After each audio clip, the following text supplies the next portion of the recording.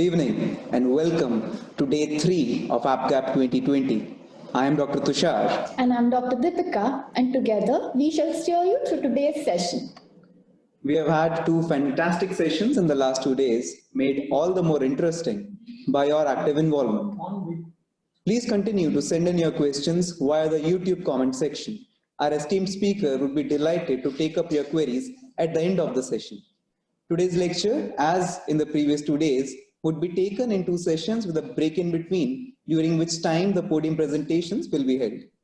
A gentle reminder to all our viewers, registrations are closed as of now. Interested candidates can watch the lectures on the Manipal Anesthesia e-learning YouTube channel. Kindly ensure that you submit the feedback form, which shall be made available on the AppGap 2020 website from 8th November to 10th November 2020 for a period of 2 days. The e-certificate shall be sent to your registered email by 15th November once the feedback form has been submitted. As mentioned before, the Karnataka Medical Council has awarded 2 CME points for AppGap 2020. Those who have registered before the 28th of October with their medical council registration number and have attended the academic sessions for at least 4 days or more shall be awarded these credit points on their certificate. Others will receive a certificate of participation from the organizing team. Without further ado, I would like to introduce today's esteemed speaker, Dr. Lakshmi Kumar, Professor and Head, Department of Anesthesiology and Critical Care, Amrita Institute of Medical Sciences, Kochi, Kerala. She is currently the lead in transplant anesthesia services at her institute and the founder member of Liver Transplant and Critical Care Society of India. Truly a stalwart in the field of anesthesiology, who better to talk about the complexities of hepatobiliary physiology than her. Thank you, ma'am, for being an integral part of yet another AppGap program. Over to you, ma'am. Thank you for the kind introduction.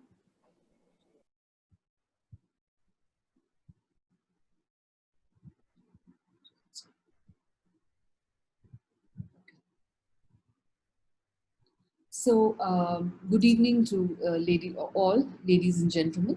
So today I'm going to take my lecture in 2 parts: applied physiology of the hepatobiliary system and its relevance to anesthesia. So the first part is where I talk about the structure of the liver, the acinus and the segments, and the second half I'll be talking about little more about the clinical obstructive jaundice and pathophysiology in cirrhosis. Right. So my model for discussion for the first half are structural anatomy of the liver with its implication for the anesthetist, basis of segmental divisions and its rationale in hepatic resection, the importance of the blood supply and the basic metabolic functions of the liver. Right. So to the first part of my topic, the anatomy of the liver. So the liver, as you all know, is one of the largest internal organs, occupying its space in the right hypochondrium. It weighs about 1.2 kilograms, extremely versatile in its function.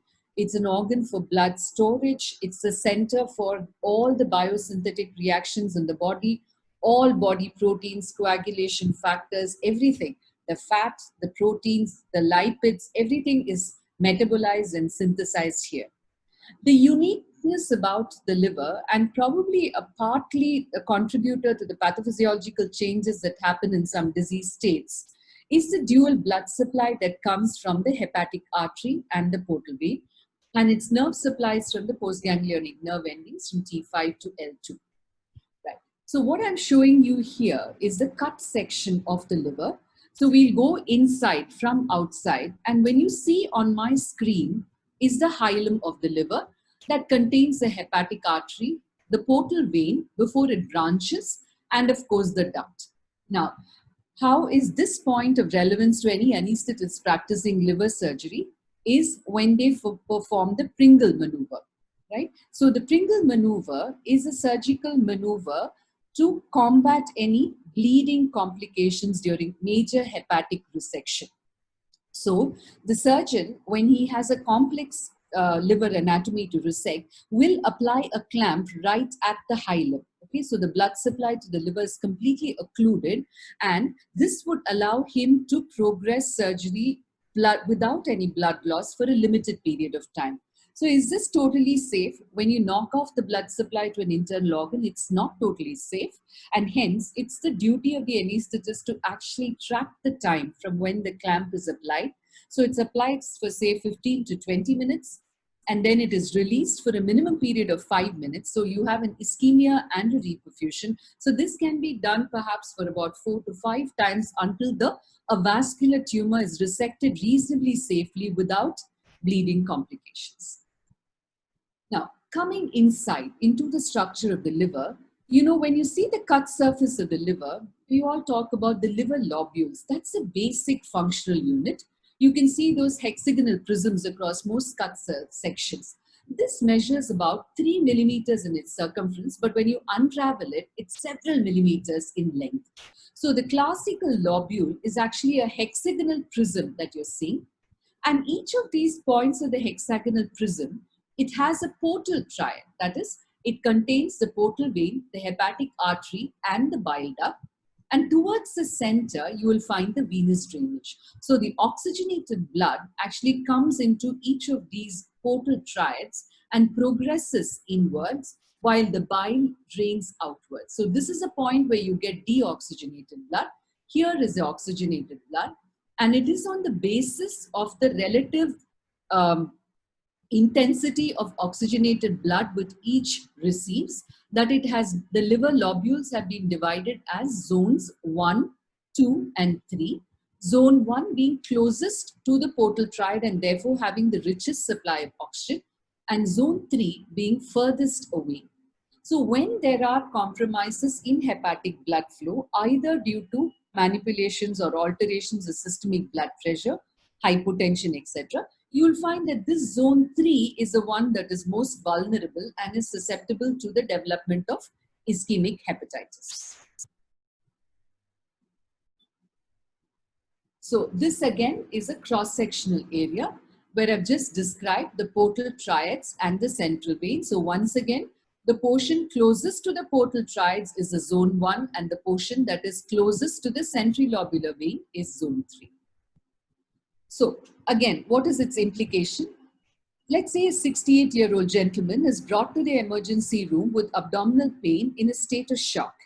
An emergency ultrasound shows a ruptured aortic aneurysm and he is rushed for surgery. A repair is successfully done and then he's shifted back to the ICU. Okay. The next morning, before you're going to extubate, you just look at his labs and find that his hemoglobin and platelet and INR is okay. And the enzymes show 2100 aspartate aminotransferase and alanine aminotransferase 1980. So what do you think this actually means? Has he had this is a manifestation of a transient ischemia to the hepatic cells, and this will recover, right? So the time that this is a manifestation of an ischemic hepatitis, of course, the occurrence of this would add to morbidity. Now, the same pattern will be seen after a donor hepatectomy or after any hepatic surgery, and the magnitude of the rise in enzymes will tell you about the magnitude of ischemia or injury that has happened in the hepatocytes. So this is a clinical significance of this. Right. So once again, let's come back to recapitulate a larger version of the same hepatic lobule which I showed. This is the portal triad, the hepatic artery, the portal vein, the flow moving inwards, right? And the bile flow moving outwards. So the portal, the oxygenated blood traverses the architecture of the liver where it gets rid of its oxygen, and the deoxygenated blood drains into the venous channel through the central vein, and the bile is collected from the hepatocyte and it drains outwards towards the bile ductule, right? As I've already mentioned, the zone 1 hepatocytes receive oxygen-rich blood, right? They are affected in ischemia reperfusion injury, but the hepatocytes in zones 2 and 3 are part of the reserve pool if hepatic dysfunction occurs. The zone 3 being further away is more vulnerable to hypoxic events, right? Now, the clinical pathology of the hepatocytes is the fact that hepatocytes can regenerate by mitosis. So, you must have read about the biblical mythological story where I can't remember his name right now, where the liver was eaten up by the eagle and the liver regenerates. So this is the same case here. So if a lobe or a portion of the liver is removed for donation to another person, the remaining hepatocytes actually regenerate to about 70% of their original volume. So they say that at the end of 4 weeks after a liver donation, the liver is nearly 75 to 80% of its original size, provided there have been no inhibitory factors to the proper recovery of the functional liver remnant in the donor, right? And in the same way, the liver which is transplanted can also regenerate in size, although a lot of margin is given. A larger portion of the liver is usually transplanted into a recipient, and the functional liver residue remnant in a healthy individual can be as low as 30% of the original liver mass. Right.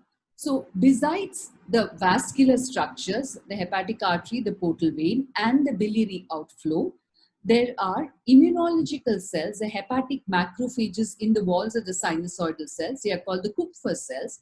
And then you have the stellate cells, which play a role in collagen deposition and the formation of the matrix of the liver. And this is an enlarged picture of the microvascular unit of the liver.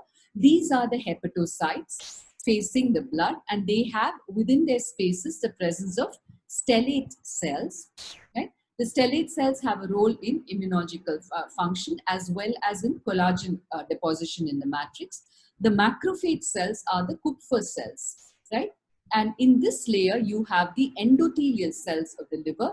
The endothelial cells of the liver are unique in that they do not have a basement membrane, and the gaps between the endothelial cells will allow the passage of albumin, although it prevents the passage of WBCs, RBCs, or platelets through it. So this is a kind of a caricature like picture of a normal hepatocytes, and this is the impact of the collagenization and residual fibrosis that can happen in pathological states such as cirrhosis.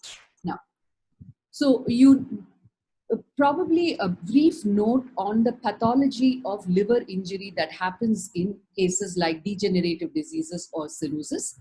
You have gram-negative bacteria, which is normally present in the small bowel. Now, in the presence of alcohol or other inflammatory mediators, the endothelial gaps between the liver is widened. The gut permeability is increased by alcohol, allowing the passage of gram-negative bacteria, and this finds its way through the endothelial cells of the liver. The Kupffer cells, which are the normal macrophage, becomes dysfunctional, and they also result because of the aldehyde and toxic products released from alcohol. And there is a release of a wide range of inflammatory mediators, and this is an inciting event in the onset of cirrhosis and damage of the normal hepatic architecture. Right. So this is so much about the functional unit of the liver, the lobule, and its implication for the anesthetist. I now move on to the segmental divisions of the liver and how it is relevant. Now, there are two ways by which the segments of the liver are classified. One is by using the divisions of the portal vein, and the other is by using the branches of the hepatic vein. So most surgeons would like to follow the branches of the hepatic vein because it is easy to follow the venous tracts. But classically, the Cunard, I think it's a French name, for those who know French, please forgive me, his classification of the segments of the liver have been labeled as segments 2, 3, 4A, 4B, 1, 5, 6, 7, 8. So this is superior and this is inferior, and this would be lateral, and this is somewhere in the middle. A simple, or at least a way of remembering it, is if you close your fist, right, and you start from the medial side, segment 2, 3, 4A, 4B, 1, and remember it goes now clockwise, 5, 6, 7, and 8. And these are divisions of the liver based upon the branching of the portal vein. The Bismuth classification is the one that divides into the liver according to the branches of the hepatic vein, and this is the route or the pathway which most surgeons would follow while transecting the liver. Typically in a right lobe donation, the division is performed across the branches of the middle hepatic vein. So why talk about segments at all? So segmentectomy is done perhaps in non-donation, right? When you want to do a lateral segmentectomy, or sometimes in the resection of tumors, you may like to remove those segments. And in those cases, the portal vein divisions would help. On clarification with the surgical colleague, when I asked, how do you delineate the segments according to the portal vein? He said that they follow the branches of the portal vein and then they clamp the branch of the portal vein in which territory the resection is being planned. And when the portal vein to that area is clamped, there's a blanching that occurs on the territory. And they said they would normally transect across that plane. Right? So this is for us to know that when they talk about we are doing a left medial segmentectomy or a lateral segmentectomy, as an anesthetist, we need to be knowledgeable of which portion of the liver and how much is the transection. Why is it important for you to know how much is being transected? Because the residual liver is important, right? So if you take too much of the liver, there is an article that says too little liver and too much lactate. So when too much of the liver is taken and the residual segment is either too small in total volume or too dysfunctional in terms of quality of the liver left behind, you get a hepatic dysfunction which could manifest as jaundice, coagulopathy, and as maybe even encephalopathy. So it's as severe as that. So when you do a resection of the liver, you need to know how much is left behind. And it's also important for us to know what is the quality of the liver left behind, because that should be capable of taking away the functions when the volume has been reduced. So these are perhaps for people who do liver surgeries, and it's important to be confident that one knows about it when the surgeon discusses it, right? So anatomy of the segments is important in planning resection, and the portal vein branches allows resection in situations, say, other than donation. When you're talking about either a right lobe donation, which is the commonest for adult to adult donation, the branches of the middle hepatic vein are usually the marker for divisions, right? So as I said before, this would be a right hepatectomy. An extended right usually does not come for donation. Left hepatectomy is the entire left lobe, including segment 4, and extended left is all of this.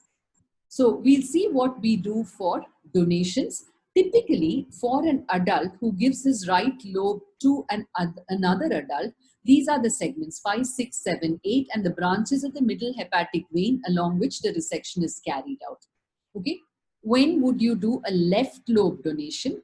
When you have a small adult, or when you have a slightly older child, then you might do a left lobe donation, which would include segments 2, 3, and segments 4. And the left hepatic vein is a track to follow. For an adult who is donating to a child, then only segments 2 and 3 may be used. And even in this, there is a downsizing of the segments because you don't want too large a graft. Because if that were placed in a child, there would be a volume loss and perhaps pressure-related abdominal compartment syndrome symptoms. So the physiology and its implication to the anesthetist are, what we need to remember is that the liver is capable of regeneration after resection. Right donor hepatectomy involves resection across the middle hepatic vein, common for adult to adult donation. Left lateral segmentectomy for an adult to a child. Left lobectomy for adult to small adult or to an older child, and split grafts. So split liver grafts are usually in the context of disease donations, where you can use the right, even an extended right, to a recipient, and the remnant segments 2 and 3 can be used for a child. Okay, so we finished the structural and functional unit of the liver, and we've also finished what is the importance of the segments and its clinical relevance to the anesthetist. We move on to an often spoken topic, which is the blood supply to the liver. We all said at the beginning that the liver is unique in that it has two sources of blood supply, the hepatic artery and the portal vein. And normal circumstances, the hepatic artery supplies about 25% of oxygen, while the portal supplies about 75% of the blood flow. Right? Now, the hepatic arterial buffer response is it's a non-reciprocal adjustment of an increase in the blood flow through the hepatic artery when there is a decrease in blood flow through a portal vein, allowing the liver to be compensated by an increase in its oxygen supply. Now, this reaction is actually mediated. How does it happen? When there is a decrease in the portal venous flow, there is an accumulation of the vasodilator adenosine on the hepatic arterial bed, causing a compensatory arterial vasodilatation. So the 25% blood flow can perhaps increase by about 50%. But remember, a decrease in the hepatic arterial flow cannot be compensated by an increase in portal flow. And remember, in a denervated, transplanted liver, this compensation cannot occur. So I have been asked about HABR in my viva, and I'm sure lots of you who've had mock vivas would have heard this. So what is its relevance to our anesthetist today?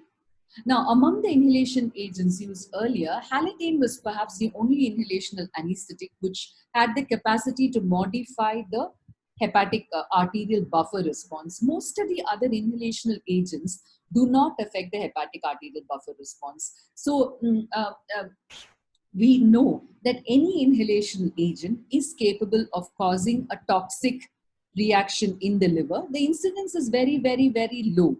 And most of it is by an idiosyncratic reaction. It's not something that you will be able to prevent.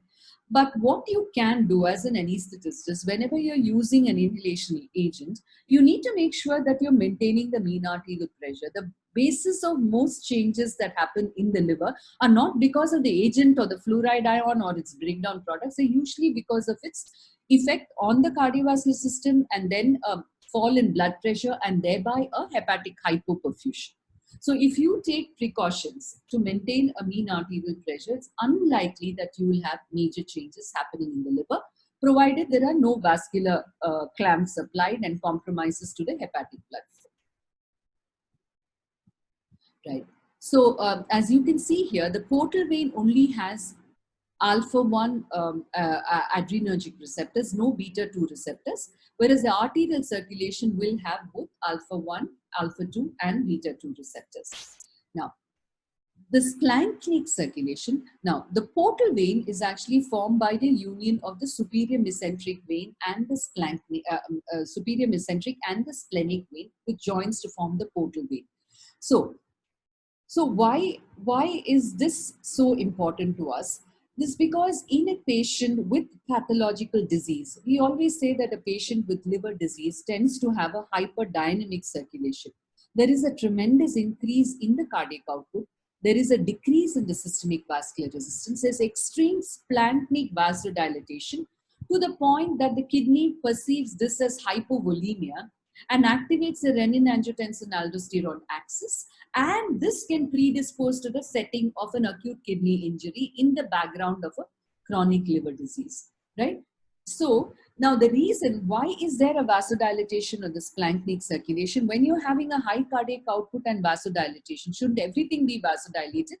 Now there are probably liver-specific naturally occurring vasodilators which do not reach the liver but instead are kind of flow to extra liver sites, one of them being the splanchnic bed and the other being in the pulmonary vasculature. So this probably accounts for the extreme splanchnic vasodilatation. So if you actually look in the context of an acute kidney injury, in the context of CLD, which is called a hepatorenal syndrome, the treatment of the hepatorenal syndrome is the administration of albumin to improve the volume and the administration of vasopressin, which is a splanchnic vasoconstrictor. And I believe vasopressin, besides what Dr. Murli spoke on the pulmonary vasculature, also increases the portal venous flow. So by a single stroke, you reduce the splanchnic flow and you can also improve the portal flow, right? So this is the importance of splanchnic circulation in the context of liver and in the pathology of chronic liver disease. Now, in normal physio, I won't digress into disease states. A sympathoadrenal stimulation, the liver is also an important vascular bed, and when there is a fear, fright, and flight, the sympathoadrenal stimulation from the liver itself can contribute to the release of nearly 400 ml of blood into the systemic circulation, right? So I think I spoke what I have written in this slide, right? So, and this is basically a recap of what I had been discussing earlier, that the hepatic artery supplies 50% of oxygen supply, but 25% of the blood flow, and is capable of compensating or increasing its blood flow in the presence of a decrease in the blood flow in the portal vein. The converse does not occur. Now, as an anesthetist, what are the factors that would affect the hepatic blood flow? So, beta agonists, which we don't use so much. Feeding, well, we starve all our patients.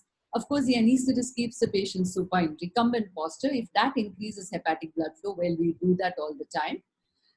And hypercapnia, by increasing the portal flow, it can. Most of us would like to practice normocapnia when we are dealing with surgery. The factors that decrease blood flow, I think for us, we need to remember that excessive PEEP can actually decrease because by it obstructs the venous return, can cause a congestion in the liver, and thereby, by causing an outflow obstruction, compromise the normal blood flow of the liver, right? So how much of PEEP is safe? I think some years ago, my knowledge was that about PEEP of 10 should not be exceeded. But now, one of the later publications has said that up to a PEEP of 14, not too much harm is done. But things that I would be worried when I practice a liver surgery is avoid excessive administration of PEEP, avoid excessive volume, which can actually congest the liver and probably increase the bleed. One needs to be very careful when retractors are applied. Sometimes, if the surgeon palpates the upper surface of the liver with his hand asystole, a very strong vagal response. You know, when young surgeons come in and you have our young anesthetists there'll be a panic call saying, ma'am, patient is arrested. And, you know, this is a common phenomenon. So beware and give your glycopyrrolate before this can happen. And of course, all anesthetic agents. But as I said, most of these anesthetic agents perhaps decrease hepatic blood flow by virtue of their effect on the arterial blood pressure. Now coming to the last, the somewhat last portion of my discussion, the metabolic functions of the liver, and I can assure you that's going to be boring, right? So what metabolic functions are we talking about? The liver is a primary site of protein synthesis. So much of protein. So when we measure our albumin and see a value of 4.5, remember about 12 to 15 grams is synthesized every day. So when would you find hypoalbuminemia? Not just in hepatic dysfunction, but also excessive losses, protein losing states, nephropathy or gut losses or excessive respiratory all of these can cause a. What is the clinical significance of albumin? Albumin is important as a binding for drugs, hormones, bilirubin, and metals. And the liver, as part of its protein metabolism, is important for the detoxification of ammonia and the formation of urea. So all my liver fellows have been told about how important the ammonia levels are, right? So when we read about hepatic encephalopathy and what causes a hepatic encephalopathy, most often we say the neurotransmitter is ammonia. So what does the liver normally do that it doesn't? And if you, so the ammonia is, this is the cytoplasm and this is the mitochondria. The ammonia is actually transformed into carbamyl phosphatase by the synthetase enzyme, ornithine transcarbamyl citrase, ornithine citrulline, and then it goes to citrulline arginosuccinate where urea is eventually formed. So what happens when the liver cannot detoxify by this urea cycle, right? So in that case, the normal urea levels, most of the patients with liver disease will have a very low creatinine because of their low muscle mass, right? So in patients with liver disease, it is the ammonia that will rise, and this manifestation of an extreme, that is a sudden increase in ammonia, which actually reaches and causes an astrocyte edema, is more in acute liver failure. Therefore, the levels of ammonia in the blood are very reflective of the intensity of acute liver failure and the need for an imminent transplant. You do not see such significant rises in chronic liver disease. even though the patient may be encephalopathic, the ammonia levels would be perhaps 1.5 to twice normal, but not 150 or 200 micromoles, which you would see in a patient with acute liver failure. Now, carbohydrate metabolism, the liver, again, as I said, is a principal site for carbohydrate metabolism. It's important for the storage of glycogen and also for the breakdown of glycogen, or in its absence, alternate substances to provide the source of glucose, right? So the breakdown of glucose can produce pyruvate and lactate. And remember, the lactate is measure of serum lactate is a significant marker both for sepsis and for the integrity of hepatic function. So like as I've said, when I was a trainee, I used to wonder how ringer lactates can be good in patients with liver, and truthfully never found a clear answer until several years later. And for those who still are not clear, remember that the lactate that you find in, there is a hypothesis that the lactate provided in Ringer's lactate can cause an increase in blood sugar in diabetics. That's about the only side effect. Otherwise, lactate administered exogenously as in intravenous fluids is actually degraded to bicarbonate and maintains the alkalinity of the blood. And in fact, in the process of production of bicarbonate, consumes a hydrogen ion in the body and therefore really keeps the body alkaline, right? The reason why I wouldn't use ringer lactate in a patient with liver disease is because the measurement of lactate would be confounded by this exogenous measurement, right? So remember that lactate, pyruvate gets broken down to lactate under anaerobic conditions. Otherwise, the pyruvate can be used to generate a smaller amount of energy, although the amount of energy that is generated from the breakdown of acetyl coenzyme into a citric acid cycle is 38 molecules of ATP versus only 2 that would be generated by the lactate pyruvate pathway. Now, so as I said, the function of liver in carbohydrate metabolism is also for gluconeogenesis when glycogen stores are decreased.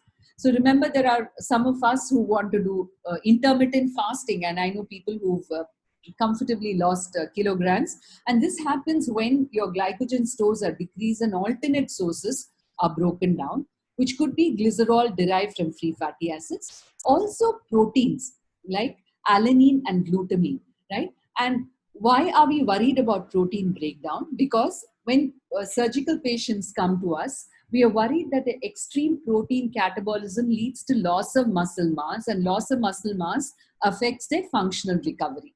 So this is the rationale for using a carbohydrate loading, which today is believed to be 12.5% of maltodextrin, which we use for abdominal, colorectal, or any prolonged surgery, and believe it's beneficial. Similarly, another source for gluconeogenesis is lactate. Role of, the slide 42. I'll try and speed up. I can see the organizers getting a little fidgety. So in fat metabolism, the liver absorbs free fatty acid from the circulation. It also has a de novo lipogenesis. There is a hydrolysis of cytoplasmic triglycerides and a cellular uptake and metabolism of lipoproteins. The main storage form of fat in the liver is triglycerides, that is prepared by the esterification of free fatty acids with glycerol, right? Now, beta oxidation of free fatty acid yields the acetyl coenzyme, which is a starting point for energy production, Krebs citric acid cycle, and any surplus is converted into ketones. So among the fat, liver is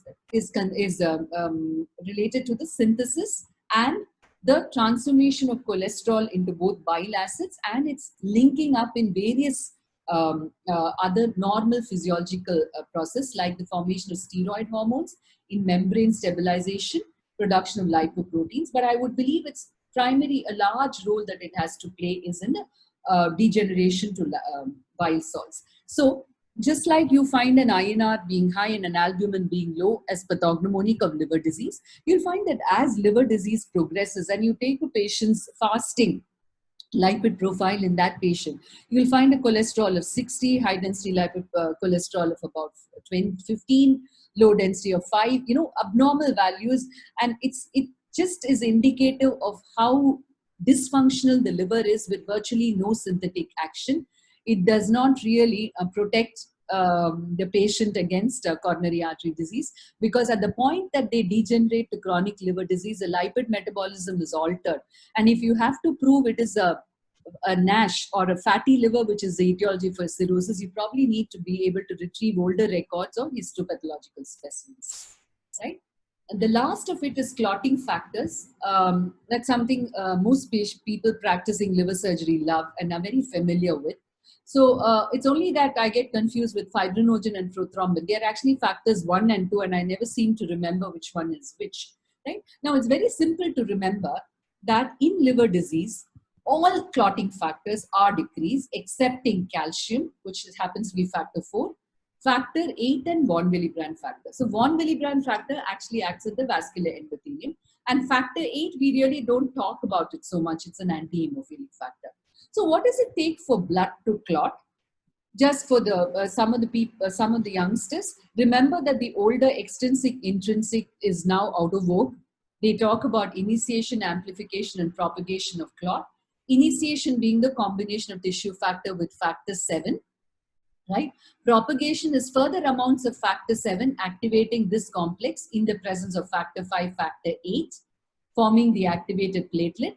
And the propagation by the same complex reactivating is, so initiation IAP, initiation, amplification, and propagation. And if you have this figure somewhere at the back of your mind, probably you'll be able to handle most of your examiners, right? Now, one of the tests that we always check for a liver disease is get the INR and get the prothrombin time, right? So the factors which are checked by prothrombin time, essentially factor 7, right? And also moves to fibrinogen, factor 1, and which is catalyzed by thrombin. So since factor 7 has a very short half-life of 6 hours, and the most of the factors that come in this pathway have a short half-life, so it is reasonable to say that the prothrombin time or the INR would be the earliest indicator of a dysfunctional liver and could be prolonged as early as 7 to 10 days after a significant decrease in hepatic function. Right? Now, the intrinsic pathway or the APTT actually would test the earlier intrinsic pathway, which is the factor 12, 11, 10, which comes on until it reaches a final common pathway. And the use of heparin needs to be monitored by APTT. Now, the liver does not just synthesize procoagulants, it also synthesizes naturally occurring anticoagulants, protein C and protein S. So, a deficiency of protein C or protein S actually leads to prothrombotic states. In addition, there is another protein, protein Z or Z, which inactivates activated factor 10, right? Now, so in liver disease, just as much as you have a decrease in the procoagulant factors, you also have a decrease in the naturally occurring anticoagulants. And this is a picture that shows how protein C combines with thrombomodulin and in the presence of protein S forms a complex that will, which will form or cover the conversion or the activation of factor 5 and factor 8E. So what happens in liver disease? The balance in liver disease, when you have abnormal platelets in chronic liver disease, it is offset by an elevated level of von Willebrand factor, which encourages that the platelets stay clumped at the site of injury. And there's a decreased level of the inhibition to clumping in the form of ADAMTS13. Even though you have a decrease in all the coagulation factors, you have a decrease in the naturally occurring anticoagulants in the presence of elevated of the selective factors. And while chronic liver disease actually has an increase in a substance that promotes fibrinolysis, the starting substrate for fibrinolysis, which is plasminogen, is decreased in chronic liver disease, overall leading to a rebalanced coagulation. Therefore, resulting in a situation where a patient with CLD can actually have DVT or portal vein thrombus. So just to recapitulate whatever I've said, liver synthesis almost all the clotting factors, but also synthesizes naturally occurring anticoagulant. The coagulation today is described as the cell-based model. And just for you to remember, the prothrombin time will be extrinsic and APTT will be intrinsic pathway. I think I've kind of finished what I have to say in my first half of my presentation. I'll just leave it to the organizers